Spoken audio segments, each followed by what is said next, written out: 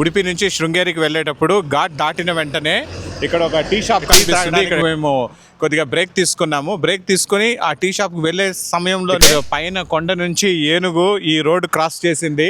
ఆశ్చర్యపోయినాము. అసలుకు ఏం జరుగుతుందో మాకు అర్థం కాలేదు.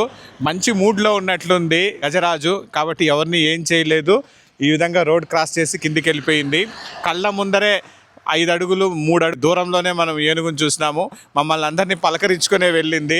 ఈరోజు కానీ ఏనుగు మహారాజుకి కానీ మూడు బాగలేకపోయింటే అందరి పని చిత్తడి అయ్యిండేది.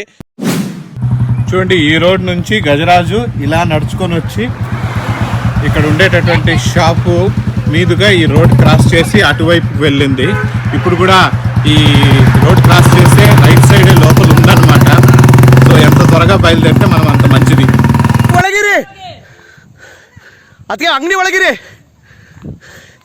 ಏನು ಮಾಡಲ್ಲ ಅಕ್ಕ 800 ತೆಗ್ಸಿ